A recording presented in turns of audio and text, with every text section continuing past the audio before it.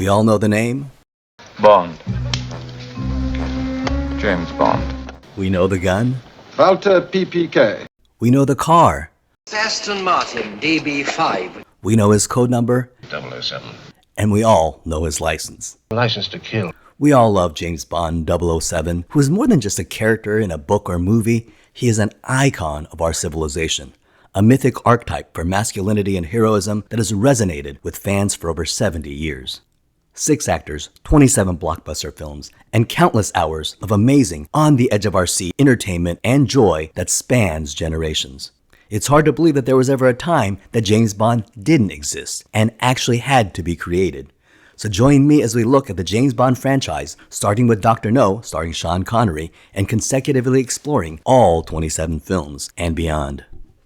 James Bond was created by a man named Ian Fleming, who was an English author, a journalist, and naval intelligence officer. Ian Fleming served in Britain's naval intelligence during World War II, and afterwards he retired to Jamaica and wrote his first novel, Casino Royale, in 1952. And in it, the main character was loosely autobiographical, a hard-drinking, hard-gambling, womanizing spy, also known as 007. And he envisioned his hero as looking like pianist Hoagy Carmichael with the mannerisms of actor David Niven. And originally, Ian Fleming considered naming his protagonist James Secretan. However, he wanted a very bland name that would contrast to this character's extravagant world-traveling adventures. So he chose the name of an author of a book on bird watching, the ornithology textbook titled Birds of the West Indies by James Bond. Casino Royale was released in 1953.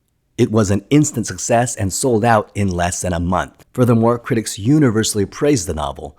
The very next year, Ian Fleming sold the rights to Casino Royale to CBS for $1,000. So in 1954, CBS turned Casino Royale into a 1-hour black and white television episode for their series called Climax, and it starred American Barry Nelson as James Bond and a British Felix Leiter.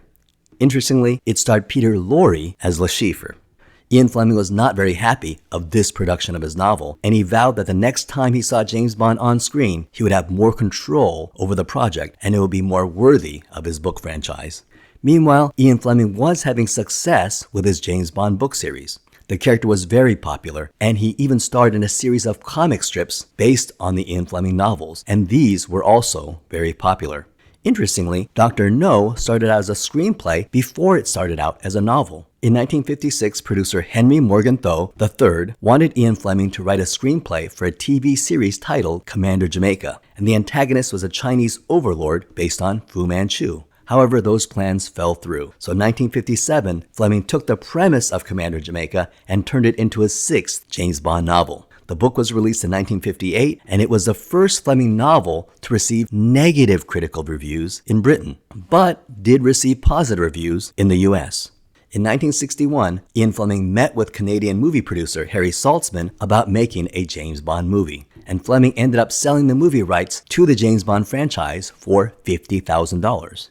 Now this is worth $500,000 when adjusted for inflation, so you can say that Harry Saltzman still got a pretty good deal. However, he could not sell the rights to Casino Royale because it was already owned by CBS, and he couldn't sell the rights to Thunderball because it belonged to a man named Kevin McClory. But we'll talk about that in a second. Unfortunately, Harry Saltzman did not have the financing to produce a James Bond movie. He was then introduced to American producer Albert Cubby Broccoli, who was also trying to purchase the James Bond movie rights. In 1961, there was a lot of attention on the James Bond character after popular US President John F. Kennedy stated that James Bond was his favorite character and that the book From Russia with Love was his favorite novel. Cubby Broccoli tried to purchase the rights from Harry Saltzman, but Saltzman refused. So instead, they formed a partnership and created Eon Productions and began to develop their first James Bond movie. Now, it is well known that Eon stands for everything or nothing, and this is simply accepted. And Cubby Broccoli's own daughter and current co-head of Eon verified this in a documentary. However, Cubby Broccoli's stepson and current head of Eon, Michael G. Wilson, has publicly said that he has never heard that Eon stands for everything or nothing. And it appears the idea for Eon being an acronym for everything or nothing began in 1983 with a James Bond book by J. Rubin. Others, including Michael G. Wilson,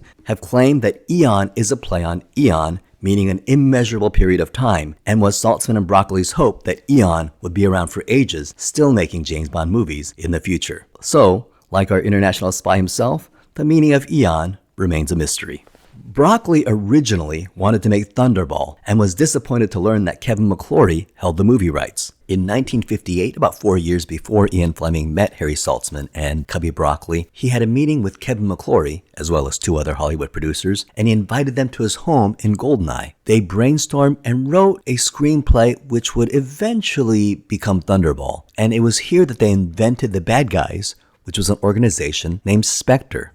Well, the idea of the screenplay fell through, the partnership dissolved, and everyone went their separate ways. And about 3 years later, in 1961, Ian Fleming published Thunderball and did not mention Kevin McClory. And Thunderball ended up becoming Ian Fleming's 9th James Bond book. Kevin McClory sued Ian Fleming and won. And they eventually settled out of court where Ian Fleming paid Kevin McClory $100,000, and Kevin McClory ended up winning future rights to any movie versions of Thunderball. But we'll talk more about that when we get to our movie Thunderball, as well as Never Say Never Again. Ultimately, Dr. No was chosen because it had a straightforward story and only one location of Jamaica, thus lowering production expenses. Cubby Broccoli was born in Queens, New York, and lived in Beverly Hills, and he was completely an American producer, but was committed to maintaining the British identity and the British feel of the James Bond franchise. In 1962, Cubby Broccoli and Harry Saltzman were able to successfully pitch the film to United Artists, and United Artists gave them the ultra-low budget of $1 million to make this movie. Now, to put this into perspective, the other hit from 1962 was Lawrence of Arabia, which was made for $15 million. So Dr. No was 15 times cheaper than the average Hollywood movie coming out at the time. For director, Eon asked Guy Hamilton, but Hamilton turned it down. Hamilton would later go on to direct Goldfinger, but ultimately they hired Terence Young, who had directed some of Cubby Broccoli's other films. Terence Young was known for being the suave, well-read, sophisticated playboy with a reputation for being a ladies' man. He was also known for dressing in these expensive suits that were tailored at Savile Row, and he was considered perfect to direct James Bond. For the role of James Bond, Broccoli and Saltzman wanted Cary Grant. However, Cary Grant was already a big star and could only commit to one picture. Their second choice was an actor named Richard Johnson, but at that time he couldn't be released from his MGM contract. Their third choice was an actor named Patrick McGoohan, who turned down the role unless Eon agreed to turn down the sexuality in the movie. Patrick McGoohan would later go on to play a secret agent in the TV show The Prisoner. The next actor they considered was a fairly unknown actor named Roger Moore, and they decided to turn him down because they thought he looked too young and too pretty, and he was also committed to another TV show. Roger Moore would be hired for a TV series called The Saint, which would air on October 4th, 1962, one day before the release of Dr. No. So how did the producers find their James Bond? Broccoli and Saltzman set up an informal contest and called it the Find James Bond Contest, and they had every amateur in show business apply. And after interviewing thousands of actors, the winner was a man named Peter Anthony. Anthony was a male model who looked the part. He was very handsome and very dashing, but unfortunately, he couldn't act. They tried acting classes, they tried tutoring, but he just couldn't play the role effectively. And then they came up with their runner-up, who was a man that impressed producers with his role in a Disney movie called Darby O'Gill and the Little People. Broccoli and Saltzman really liked the rugged and macho look of Sean Connery, but they were worried that he would be unable to portray the aristocratic aspects of James Bond, because Sean Connery was not an educated man. He was a blue-collar truck driver, and when Ian Fleming had heard that this man had been cast, he was very upset. After all, Fleming had written James Bond to be an aristocrat and military officer like himself, and Fleming was not convinced that this blue-collar truck driver would be able to pull off the role of a gentleman spy. Director Terence Young decided to make Sean Connery his personal project. Terence Young introduced Sean Connery to his tailor, got him fitted in these expensive suits, actually had Sean Connery sleep in his suit to get more comfortable with the feel of it. And for months, Young took Sean Connery around town and hobnobbed with the elite aristocrats of England. The two went to expensive restaurants, casinos, and partied with a lot of the high-class wealthy women of London. And to Sean Connery's brilliance, he picked it up. He picked up the subtle mannerisms and the nuances of London aristocrat culture. James Bond historians credit Terence Young as adding the suave and aristocratic manner of Bond to Connery's already masculine and rugged demeanor. It was the synergy of Connery and Terence Young that created the perfect storm of what we now think of as the complex duality of James Bond. Now, contrary to popular belief, Sean Connery did not wear a toupee in this film, nor in From Russia with Love. Apparently, he still had a full head of hair. Although the balding process had begun, he did not officially start losing hair until Goldfinger, and it was in the third film where Connery began to wear a hairpiece. In terms of the story, when Terence Young read the script, he was a little concerned about whether James Bond could work or not. Young felt that if James Bond were to be played completely straight, the character would be too despicable and too offensive for the mass audiences. Terence Young felt that the film needed a little bit of humor. Make it a little campy, so if Connery were to play the character in a tongue-in-cheek manner, it would help get past the censors, but would also be fun enough to appeal to a mass audience. Terence Young also felt that there were too many flaws in the story of Dr. No, so he had this idea that he could just make up for the flaws in storytelling by keeping the action fast and making it a visual roller coaster ride. The audiences would be having too much fun to notice the flaws in the story. And this is the way editor Peter Hunt also edited the story, to be very kinetic and dynamic and very fast-paced. For the role of the main villain, Dr. No, Ian Fleming had hoped his good friend and playwright, novelist Noel Coward, would play the part. Ian Fleming even sent a telegram to Noel Coward on behalf of Eon. However, Noel Coward emphatically rejected the role, and they received a telegram saying, "No, no, no." One of the actors Eon considered for Dr. No was Max von Sydow. However, Sydow turned down the role, but years later, Max von Sydow would go on to play the head villain Blofeld in the 1984 film Never Say Never Again. Fleming wanted to suggest his step-cousin Christopher Lee, who was already a prominent movie star. However, by the time Fleming pitched Christopher Lee to Eon, producers had already hired Joseph Wiseman for the role. Christopher Lee would go on to play a James Bond villain years later as Scaramanga, the man with the golden gun. Joseph Wiseman, who is Caucasian, wore makeup and prosthetics to appear more Asian. And Wiseman played Dr. No in a very cold and calculating manner where he has this unnerving calm at all times. This actually contrasted to the way Joseph Wiseman was in real life, who was extremely nervous on set, but once the cameras rolled, he transformed into this very cool character.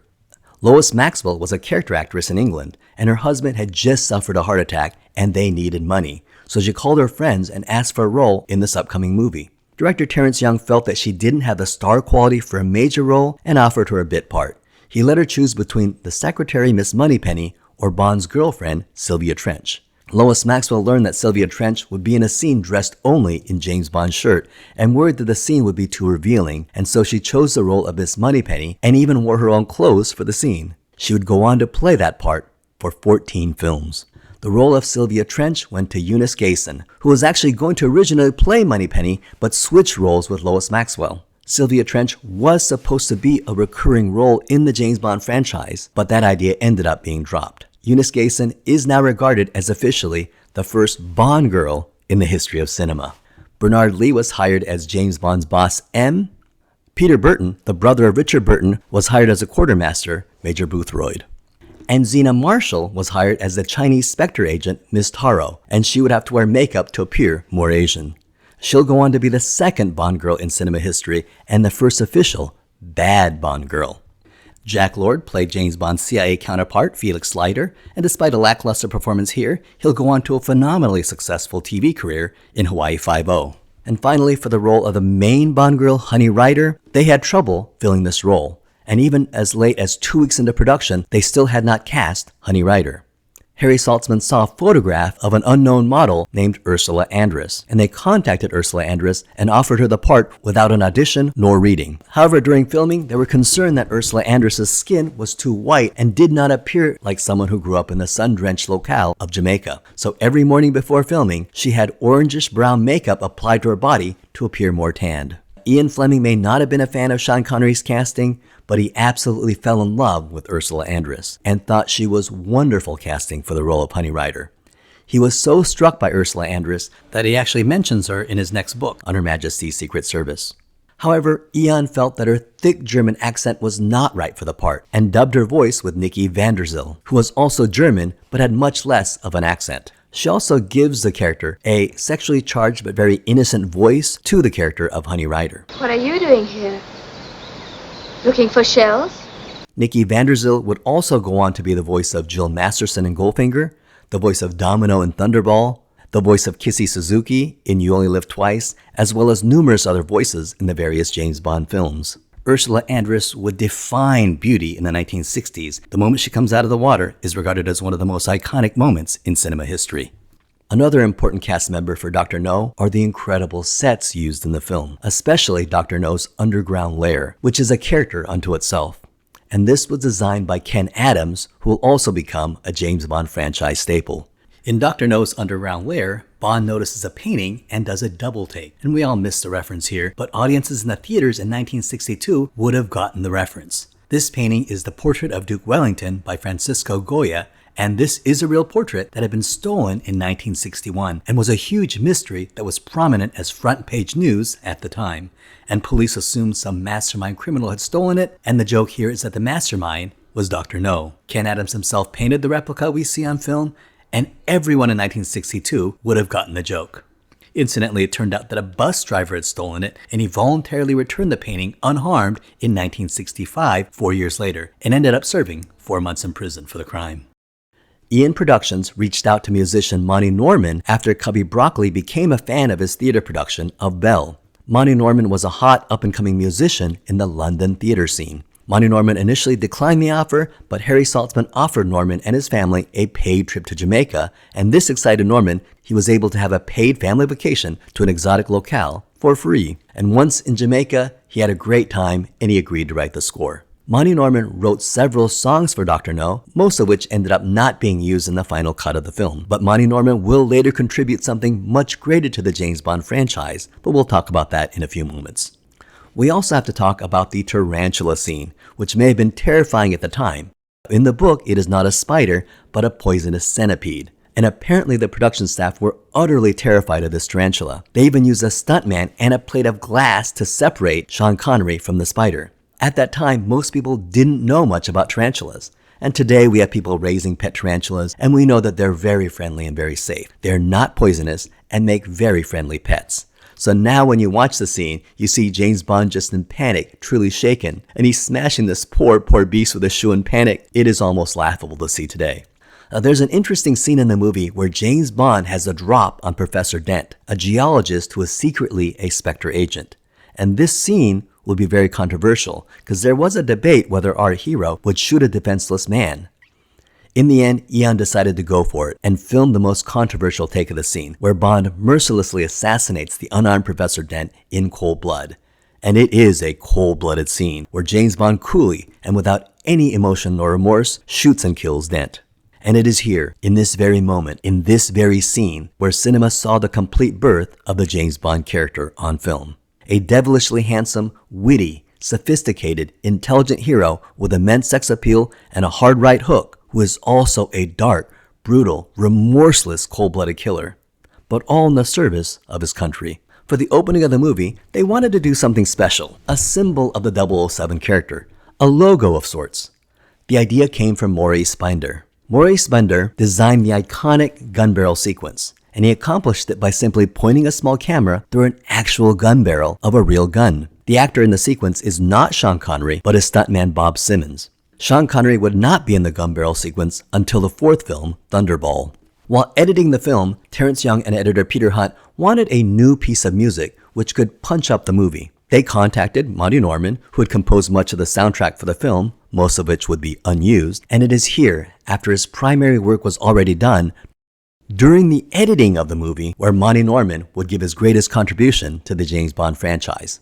Monty Norman had already written a song called Bad Sign, Good Sign for his own theater adaptation, V.S. Naipaul's novel, A House for Mr. Beeswax. I was born with this unlucky sneeze. And the score had a very Indian sound, but Norman decided to split the notes, and when he did,